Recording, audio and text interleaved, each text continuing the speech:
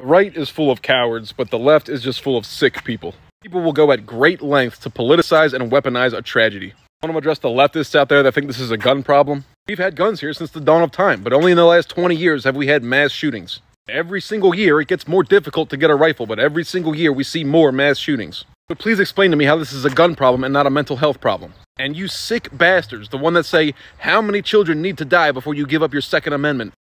All of them. Is that what you want to hear? Is that the sound clip you're looking for so you can dunk on the right-wingers? Nobody's out to solve problems anymore. It's all about dunking on the political opposition. To the right-wingers out there saying maybe it is time for gun control. Here's a PSA for everybody that doesn't seem to quite understand the purpose of the Second Amendment. Second Amendment's not for hunting. It's not for the range. It's not for self-defense. Second Amendment is leverage against your government. It's a dead man switch. The purpose of the Second Amendment is to live free or die. To the lefties, oh, you think you stand a chance against the military? No, I don't. I'm not stupid. If push came to shove, an AR-15 is nothing compared to an F-35. If it really came down to it, the first Marine who was a decent shot would probably take me out. But the point is that they would have to take me out, that I will go down swinging. And most people are tired of saying that what happened is an absolute tragedy.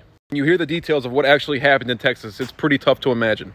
Even if I thought that abolishing the Second Amendment would somehow stop all school shootings, I still wouldn't do it because I'm not some emotional single-issue voter. You can't just look at single issues in a vacuum. You have to look at them with respect to everything else. You know, more kids die every year sniffing fentanyl than being shot by an AR-15, but you'll fight to keep that southern border open. More Americans die at the hands of illegal immigrants, but you'll fight to keep that southern border open. So are you really about saving lives, or is it just about disarming your political opposition? After JFK, we beefed up security for politicians. After 9/11, we beefed up security at airports. All these tragedies throughout history, and we beef up the security at the places where they occur. Except for schools. There are 380,000 unemployed veterans in the United States. Most of them are working age, but a lot of them have problems because they feel like they don't have a place in society. They don't feel like they have support, and they don't feel like they have a purpose. So maybe instead of sending $40 billion to fund a war on the other side of the world, we're spending more money so that children can learn about their teachers' kinks. We could instead put 2 veterans that are already well-trained in every school that would happily lay down their lives to protect those kids.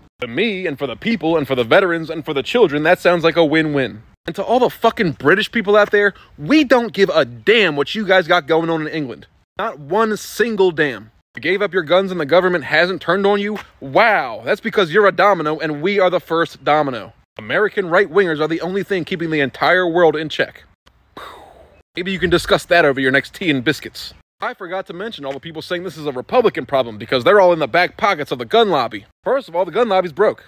And second, all those people crying about the gun lobby won't say a word about what Big Pharma is doing to young people in America. So to all the anti-gun people, you're a liar and a coward and you don't actually care about children. And to the few real men left out there in Western society, stay hard.